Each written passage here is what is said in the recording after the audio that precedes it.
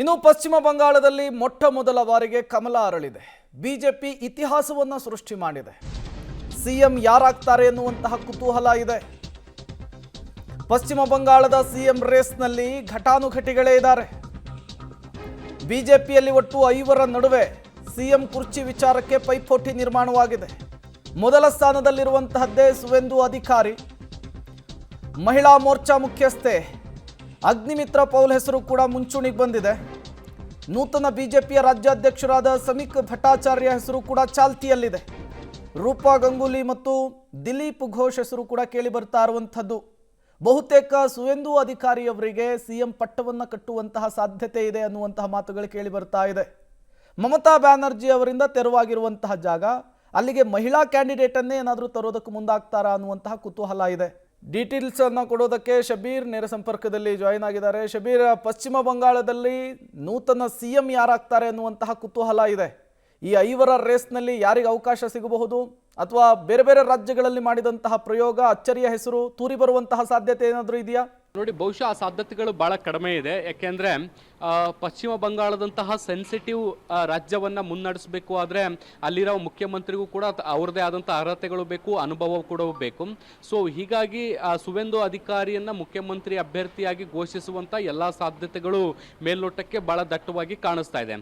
ಇದರ ಹೊರತಾಗಿ ಕೂಡ ಇನ್ನೂ 4 ಹೆಸರುಗಳು ಬರ್ತಾ ಇದ್ದಾವೆ. ಬಿಜೆಪಿಯ ರಾಜ್ಯಾಧ್ಯಕ್ಷರು ಮತ್ತೆ ಮಹಿಳಾ ಮೋರ್ಚಾದ ಅಧ್ಯಕ್ಷೆ, ಹೀಗೆ ಬೇರೆ ಬೇರೆ ಪ್ರಮುಖ ನಾಯಕರ ಹೆಸರುಗಳು ಕೂಡ ಈಗ ಚರ್ಚೆಯಲ್ಲಿ ಇರುವಂತದ್ದು.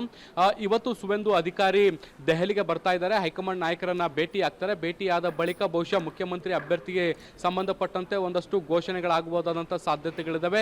ಅಥವಾ ಹೈಕಮಾಂಡ್ನ ಕೆಲವು ಪ್ರತಿನಿಧಿಗಳು ಪಶ್ಚಿಮ ಬಂಗಾಳಕ್ಕೆ ಹೋಗಿ ಅಲ್ಲಿ ಶಾಸಕಾಂಗ ಪಕ್ಷದ ಸಭೆಯನ್ನು ನಡೆಸಿ ಅಲ್ಲಿ ಮುಖ್ಯಮಂತ್ರಿ ಅಭ್ಯರ್ಥಿಯನ್ನ ಘೋಷಣೆ ಮಾಡುವಂತ ಸಾಧ್ಯತೆಗಳನ್ನು ಕೂಡ ನಾವು ನಿರೀಕ್ಷೆ ಮಾಡಬಹುದು. ನೋಡಿ, ಸುವೇಂದು ಅಧಿಕಾರಿ ಈ ಹಿಂದೆ ಟಿಎಂಸಿಯಲ್ಲಿದ್ರು. ಅದಾದ ಬಳಿಕ ಅವರು ಬಿಜೆಪಿಗೆ ಬಂದ್ರು.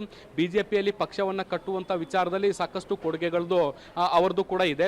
2021 ಚುನಾವಣೆಯಲ್ಲಿ ಮಮತಾ ಬ್ಯಾನರ್ಜಿ ಅವರನ್ನ ಸೋಲಿಸುವ ಮೂಲಕ ಅತಿ ದೊಡ್ಡ ಅಚ್ಚರಿಯನ್ನ ಮೂಡಿಸುವಂತ ಕೆಲಸವನ್ನ ಮಾಡಿದ್ರು.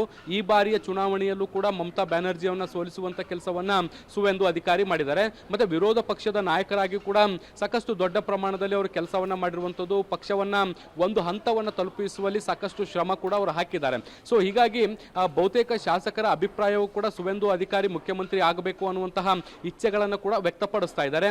ಆದ್ರೆ ಹೈಕಮಾಂಡ್ ನ ನಿಲುವು ಏನು ಅನ್ನುವಂಥದ್ದನ್ನು ನಾವು ಖಂಡಿತವಾಗ್ಲೂ ನೋಡಬೇಕು. ಯಾಕಂದ್ರೆ ಬೇರೆ ಬೇರೆ ರಾಜ್ಯಗಳಲ್ಲಿ ಕೆಲವೊಮ್ಮೆ ಸರ್ಪ್ರೈಸಿಂಗ್ ಕ್ಯಾಂಡಿಡೇಟ್ಗಳನ್ನು ಹಾಕುವಂಥದ್ದನ್ನು ಕೂಡ ನಾವು ಗಮನಿಸಿದ್ವಿ. ಆದರೆ ಪಶ್ಚಿಮ ಬಂಗಾಳದಂತಹ ಸೆನ್ಸಿಟಿವ್ ರಾಜ್ಯದಲ್ಲಿ ಈ ರೀತಿಯಾದಂತಹ ನಿರ್ಧಾರಗಳು ವರ್ಕೌಟ್ ಆಗುತ್ತಾ ಅನ್ನುವಂಥ ಪ್ರಶ್ನೆಗಳು ಕೂಡ ಇದಾವೆ. ಈಗಾಗಲೇ ಟಿಎಂಸಿಯಲ್ಲಿ ಇದ್ದು ಬಿಜೆಪಿಯಲ್ಲಿ ಬಂದಿರುವಂತಹ ಕಾರಣದಿಂದಾಗಿ ಟಿಎಂಸಿಯನ್ನು ನಿಭಾಯಿಸೋದರ ಜೊತೆಗೆ ರಾಜ್ಯದ ಅಭಿವೃದ್ಧಿಗೂ ಕೂಡ ಪೂರಕವಾಗಿ ಕೆಲಸ ಮಾಡಲಿಕ್ಕೆ ಬಹುಶಃ ಸುವೇಂದು ಅಧಿಕಾರಿ ಒಂದಷ್ಟು ಕೆಲಸ ಮಾಡಬಹುದು ಅನ್ನುವಂಥ ಲೆಕ್ಕಾಚಾರಗಳು ಕೂಡ ಇದಾವೆ. ಸೊ ಹೀಗಾಗಿ ಅವರನ್ನ ಮುಖ್ಯಮಂತ್ರಿ ಅಭ್ಯರ್ಥಿಯಾಗಿ ಘೋಷಿಸುವಂತ ಸಾಧ್ಯತೆಗಳು ಮೇಲ್ನೋಟಕ್ಕೆ ಕಾಣಿಸ್ತಾ ಇದೆ. ಆದಾಗ್ಯೂ ಕೂಡ ಹೈಕಮಾಂಡ್ ನಿರ್ಧಾರದ ಬಳಿಕವಷ್ಟೇ ಯಾರು ಮುಖ್ಯಮಂತ್ರಿ ಅನ್ನುವಂಥದ್ರ ಬಗ್ಗೆ ಒಂದು ಸ್ಪಷ್ಟ ಚಿತ್ರಣ ಸಿಗುವಂತ ಸಾಧ್ಯತೆಗಳಿದಾವೆ. Okay, thank you Shabir.